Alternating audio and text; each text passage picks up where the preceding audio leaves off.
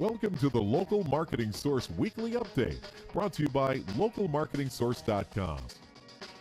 This week's Local Marketing Update is brought to you by Scott Gallagher. Scott is the co-founder of Local Marketing Source and has become the recognized expert in providing online marketing services to local businesses. Follow Scott on Twitter @ScottGallagher5 and on Facebook.com/ScottPGallagher.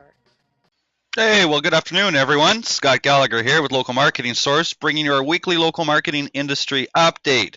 Now, next week's LMS member call is going to be Wednesday, July 16th at 4 p.m. Eastern. And don't forget to subscribe to our weekly podcast on iTunes, as well as our YouTube channel on YouTube, of course. All right. Well, this week, a few different things have happened. We're gonna take a look. It's kind of exciting. We got a really good attendance rate right now of LMS students. We just had a webinar last week, and we brought on quite a few. We actually, besides our initial launch 4 years ago, I think, what did we sell? 50. I think we're selling the product at about $2,000, and on our initial launch, it was kind of amazing. We did over $100,000 in sales in 24 hours. I mean, I've never seen that in my life. I've never seen it again, but the days of launches are gone. But other than that initial launch 4 years ago, Local Marketing Source, we had our best couple of weeks. So we're working very, very hard and ensuring that the content is getting up as quickly as possible, sending out a lot of emails and working with people and answering stuff in the Facebook group. The Facebook group has been very, very active. Thanks for everybody that has come in and introduced themselves and asking questions. And guys, one thing that I find about, well, let me take a step back. I had some people over at my house yesterday, and we were talking, and this one kid, I don't know, 19, 20 years old, he says to me, he says, Scott, I really respect you for being an entrepreneur. And he says, that's my dream. That's what I want to do. And he says, anybody that's an entrepreneur that I've talked to, I write down. And he pulls out his little iPad and starts reading all the different things, all the different tips that entrepreneurs have given him. And, one of them being, hey, if you're going to work at home, you got to have a dedicated workspace. And, it was kind of neat things, but it was neat to see this kid's motivation especially at 19 years old. What was he doing? He was replicating. He was trying to replicate success. Well, how many times have you heard that before? That's kind of the reason why a Local Marketing Source student becomes an LMS student. At least on the internet, the perception is that Scott Gallagher has an agency that he's built. He's been able to pay his bills and build a business and feed his family from it. But at the same time, he's also got students that have been able to do the same thing. In other words, let's do that. So when I'm talking about the Facebook group and people that are starting out, I will tell you one thing, that the most successful entrepreneurs on the planet are the ones that ask questions and aren't afraid to ask questions, even if they sound stupid. Replicate that. Replicate success. You've got to ask questions. You guys don't know all the answers. Heck, that's why you're listening to this call. I mean, let's face it, I don't have all the answers. That's why I participate in mastermind groups. And that's why I'm constantly reading and studying. Wednesdays are my favorite day because I pull together all my research. I spend 2 to 3 hours just researching and studying and trying to get better. Well, you guys got to replicate that and get into the forum, into the Facebook group, and identify those that have been successful. I'll be happy to tell you those that have been successful and replicate with what they've done. Now, for our weekly update this week, a few different things. I got some exciting news that Google has just sent out. We're going to say that Google has sent out local stickers. Well, what the hell does that mean? To me, that's extremely exciting. When I talk about this, and anybody that's been around LMS for some time is definitely going to appreciate what I mean about Google sending out local stickers and how big of a deal that is, at least in my opinion. We got some surveys that have come out, and Yelp, being the pompous individuals that they are, have said that they are the most influential local search review site. This was published by Search Engine Land, and I'm going to break that apart and look at some inconsistencies with that and try to understand whether or not if they are truly an influential or the most influential review site that's out there. Another study was just released, and it's regarding how Google indexes tweets from Twitter. Some of the factors that we're going to look at is follower size and how much, and it just kind of reminds me of things like Facebook, especially on business pages. When a business posts something, what's your engagement rate, right? Like, right. I can't talk today. What's your engagement rate like? Few people realize that if you had 10,000 followers or 10,000 fans on your Facebook page, and you put a post up there, good luck getting 600 people to see that. What's the likelihood of that? What does that work out to be? 6%, right? If you have 10,000 fans on your page, consider yourself in a good position if 250 of those people actually read your post. And that's figures given by Facebook. So that's not even people that have read that post. That's people that Facebook has inserted your post into their timeline.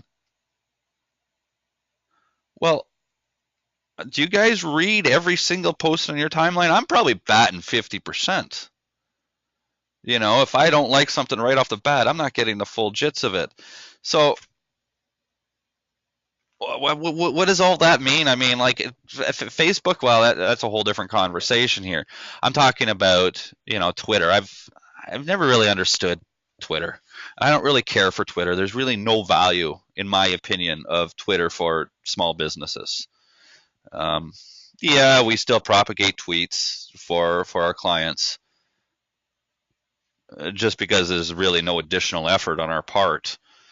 But I don't know what real value it has from a search marketing perspective. Now, Google, they don't tell us how much they index and whatnot, but the study that's just come out has been the most extensive study on Google's indexing of Twitter, and it reminded me of Facebook, because the results are, I'm in the wrong spot here. The results are is what they did is they looked at about 700 different Twitter accounts, 900 different Twitter accounts, ranging anywhere from under 10,000 followers all the way up to over 5 million, and broke it into 5 different categories. 10,000, 0 to 10,000, 10,000 to 100, 100 to 500, 500 to a million, a million to 5 million, and more than 5 million. Most of the accounts were obviously under 10,000 followers. Well, surprisingly, and in the end of the results, surprisingly, less than 1% of all of Twitter's tweets are inside the Google index. Now, that's something that goes over a significant period of time. But what happens is tweets that are up to 7 days old, 3.1% of tweets are in Google's index. From a week old to a month old, almost 4% of tweets are in the index. From 4 weeks to 6 months, 6% of tweets are in the index. And then after that time period, it then plummets significantly back down to 3%. So this tells us a few different things. This tells us that Google's Hummingbird algorithm update that is supposed to be based off of speed is taking anywhere from 1 to 6 months to get to certain tweets on Twitter. We've got a 1 to 3% saturation rate, 1.82 to 3.12 to be exact, within the first 7 days. Well, what's determining these things, and why is it so low? These numbers, let's go back a while. There was a point in time, a couple of years ago, that Google had the technology that we would put it out of my own account, out of other accounts, out of business accounts. You'd put a tweet out there, and within an hour, it was indexed and it was showing. We never got into discussions about Google's indexing of Twitter. It was basically, let's get as much information as you can. And then Google, what did they do? They went through a time period where they just started displaying tweets into the SERPs, into the search engine results page. Well, what did that evoke? Why did they take that away? Why does Google do these things? They try something. Well, Google is constantly doing tests. They're all trying to figure out what's going to give their users the best experience when they frequent google.com. Well, they obviously decided that showing tweets didn't offer value inside their SERPs. Anybody a World Cup fan? Have you been watching the World Cup? How cool do you think that is? That you do a search for World Cup, or you do a search for Brazil versus Mexico, and then boom, they give you all the game-by-plays with videos linking to each specific play. Well, the idea of a search engine is to be a destination. It's not. Search engines are no longer a place to go to somewhere else. Search engines are becoming a place to go just to get the information right there.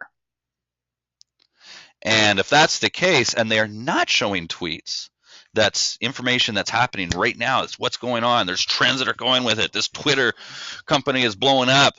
Well, they know something that the majority of us don't, is that Twitter is irrelevant. That's my conclusion of understanding of this survey. If we look at what Google has done with Twitter over the last 3 to 4 years, Google is saying Twitter has zero relevancy. I would be interested in seeing a survey of what type of saturation and indexation is concerned for local businesses, because this is just across the board. This could be gurus, celebrities, experts. It could be charitable organizations that they're looking at that all may have value for Twitter, but Twitter has very little value for local businesses. I can go on and on. That's boring. Tweet's boring. This was a really interesting article that I found, and I read it, and I just about fell off my chair. And I'm getting to the end here. I am. All right. Oh, I was just giving you the update of all the stuff that I was going to be talking about, and now I'm talking about half the stuff I was going to be talking about. You know what they say is a failure to without having a plan is a plan to fail. And well, I do have a plan in front of me, so I'm just kind of yapping right now. But I do have to go back and talk about some of this other stuff. But I'll skip over Twitter. The last thing that we're going to talk about today is going to be my most interesting conversation. I'll leave that to the end. Is return on investment and SEO, SEO and ROI. Woo! Yeah, I'm going to give you guys some contradicting information after this call. You'd be like, WTF, what? I should probably just say it. Oh, did I actually just say WTF? LOL. So I had mentioned a local sticker. Google's sending out local stickers. Why is this so big? What is this local sticker, and what are they sending out? You know, businesses started reporting this in the last couple of days that Google is sending out packages. Boy, have we seen packages sent out before in the past. You know, all these different changes and whatnot. But this one is a big one. Do you remember when Google built into their algorithm that if reviews were being left by the same IP address, in other words, of the destination location, that Google changed their terms and conditions and said explicitly, it hit the news media. Do not solicit for reviews. This is bad. This is not good. And I went on the board and I argued, and that's when we introduced and further promoted our review acquisition strategy. I have people challenging me saying, oh, is this a violation of the T's and C's? And I said, no, we're not black hat. We never are. We're entirely like white hat, and we're marketers here. But my argument was very simple. When I fell back into my business-to-business sales world as a salesperson, And when I went and helped people and I did a good job for them and they told me I did a good job, I always asked them, could I use you as a reference? Sure. If they gave me permission, I could use them as a reference. Then you would send your prospects over to these references. Well, I wouldn't just go to random people without having relationships with them or clients that I haven't spoken to or clients that have been pissed off and say, hey, can I get a review from you? No, I'd only go after my best clients. So everything that I have learned since 2005, we're approaching 9 years now that I've been in SEO, and then of course another 10 years on top of that of being a marketer, that everything in the SEO world, the search engines are consistently, year after year, moving closer towards effective quality marketing. Well, SEOers, we no longer are trying to dupe the search engines. That, Black Hat is pretty much dead. I remember there was days that, we could get sites ranking right up at the top really, really fast. And no, it requires and it takes good marketing right now. Well, some of the best marketing that has ever existed is what? Word of mouth, WOM marketing. We know that. We also know in offline sales that utilizing references is extremely important. Well, what are the psychology reasons behind this? We all make the same face on the shitter, guys, right? We're human beings. I am going to trust the opinion of my friend over the opinion of a stranger. If I trust my friend's opinion, he could tell me any recommendation for any business, and I will just go and do it.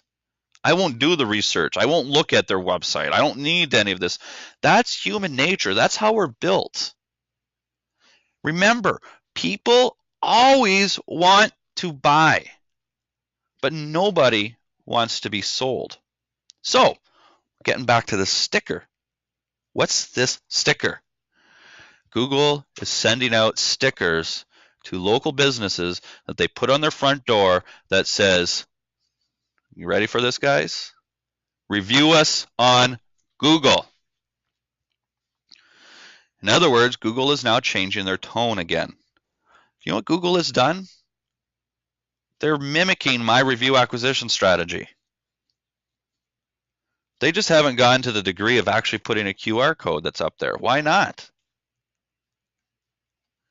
It's not hard. It's not hard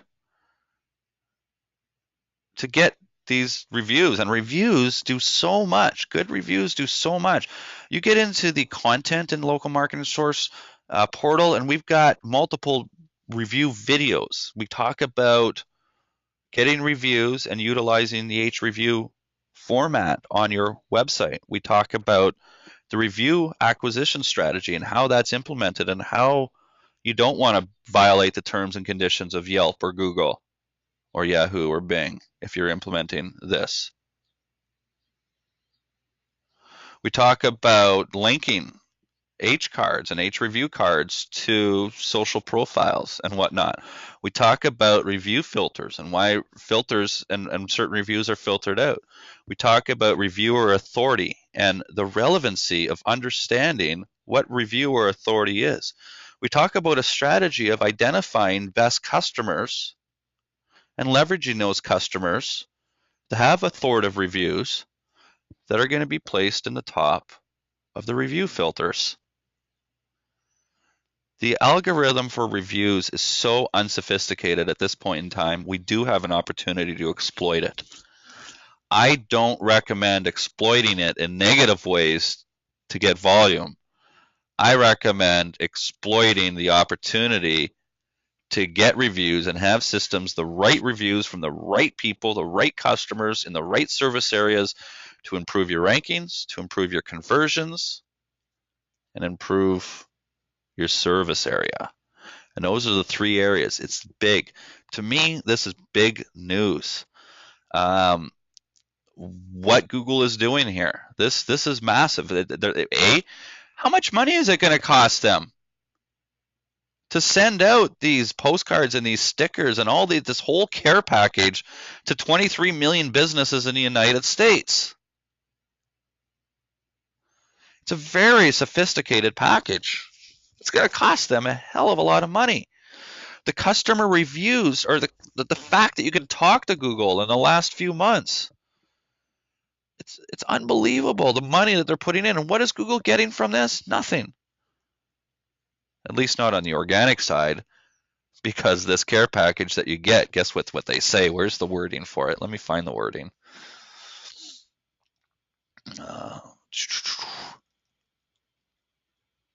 Yeah, Google says there, Google pitches the idea that you can get, quote unquote, category level exposure and keyword search results. They're not talking about organic results, guys. They're not talking about Google My Business and being number one there and getting that level. They're promoting AdWords. Well, AdWords has made Google the fastest growing company in history. It's given them the revenue to be the number one most desirable employer in this country. AdWords is a big deal, and guess what? That was in 2001. Now in 2014, very, very, very few small businesses, local businesses. And what drives the U.S. economy? Obviously business, right? 90% of businesses in this country are quote unquote small. A small business by definition, just to let you know, in the United States is 500 employees or less. Europe, it's 250 employees, but still a small business is pretty big. A lot of money. I mean, what type of marketing budget does a $20 million company have? Well, a friend of mine owns a $20 million company. He happens to be my business partner as well in NapaRex, as well as my client for my agency. But he's got a $20 million company. He's got, what, 60 drivers and 15 staff, 100,000 square foot warehouse in Omaha, another 70,000 square foot warehouse in Chicago. A business that distributes that's got 75 5-ton trucks on the road that are driving throughout 8 different states. How many of those companies are in the United States? Did you know just courier businesses, there's 11,000 in the United States? Did you know that there's 80,000 chiropractors and 160,000 dentists?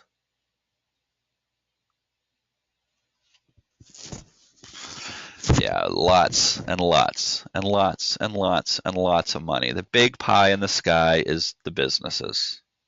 That's where the revenue is. They've already gotten rich from e-commerce sites back in 2001 through now. So, the point is there's a big push to service these local businesses. And with the launch of Google My Business in the last couple of weeks, Google is finally getting there. This year, there's even more.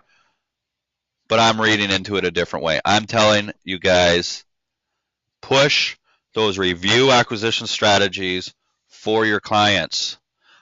Push them. Every single week that you're talking to them, you should be talking about this. You should know that system inside and out. You should know exactly how to find clients that are influential players, that are clients of your clients, and working hard. Every review from an influential player is valuable. This is your time to exploit it, guys, because Google is doing the work of trying to train their businesses to do this. Well, you're that one further step. So you need your clients further than the next business.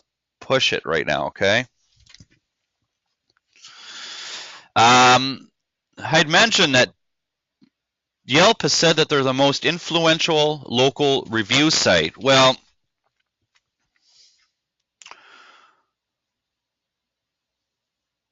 Yelp is saying it. I mean, it's no different than somebody just trying to call themselves an expert. But they do show a lot of different data. But where they got this, it was, if you know anything about sample sizes or whatnot, their sample size was 1,000. So that's, significantly or statistically valid for this study. And they looked at Angie's List, City Search, OpenTable, TripAdvisor, Yellow Pages, and Zagat. Who owns Zagat? Anybody on the line right now know this? Come on, somebody type it in. Don't go to Google and just do a search. Who owns Zagat?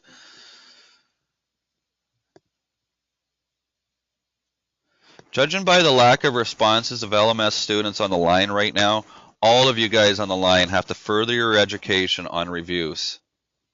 Seriously. Google owns Zagat. What's the relevancy of Zagat? You know, if you're a local business owner and you get a Zagat review,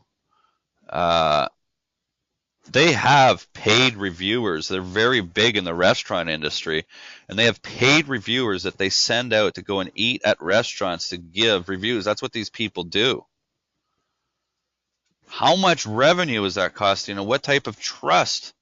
Yeah, you got all the politics that are involved and people getting paid off, but let's assume that that doesn't exist for a moment. Zagat is a very trustworthy organization, and Yelp has just said, we're better than them. But wait a minute. Why is not Google in here? Why did Yelp do this survey, spend all this money, and they rated a company that Google owns, but they skipped over Google? Huh.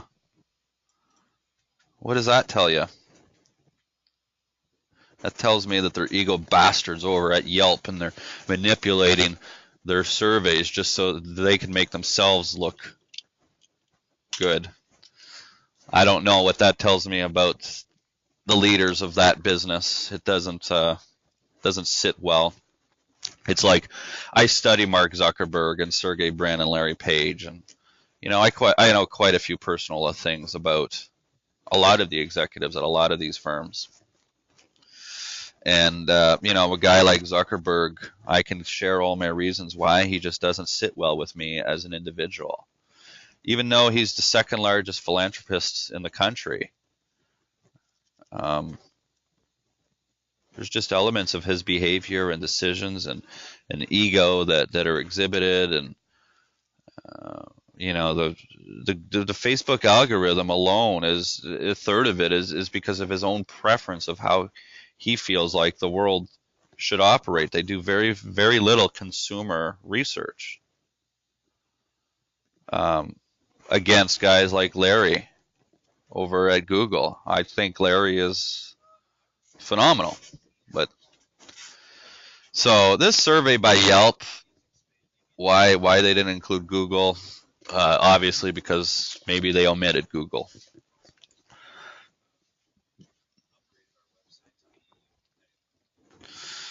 But yeah, they've come out with some very critical claims that 40% of people are saying that Yelp is the most influential, the most trustworthy, and have the best quality, which they are great. But I wish I pulled the study up. I'm just realizing it now. I should have thought of this when I was putting all my notes together. But there was studies last year that I recall reading that had surveys with Google and Yelp, and not surveys, studies, and Yelp did outpace Google. So this is really interesting. Google's making headway, at least what I read from this. So that's about everything, guys. I can still see I got some people coming on the line real late here at the end of the call. Well, you're paying for all this, so you want to come on late and listen to the recording, that's fine. But being timely is important. All right, so I could see that I got a few different questions that are popped up here, guys. I'm going to go ahead and just review those. I'm going to take a 30-second break, and I will be right back. Watching the local marketing industry update. We've got these things coming out every single week, so if you liked with what you heard, just click the button right above me right here to subscribe to our channel. If you'd like to get a little bit more, right over here, go check out localmarketingsource.com. We've got free reports that you can grab. You can even register for a free marketing course to get in and see the portal. Or just go ahead and follow us on some of the social channels. We'll be around. Until next time.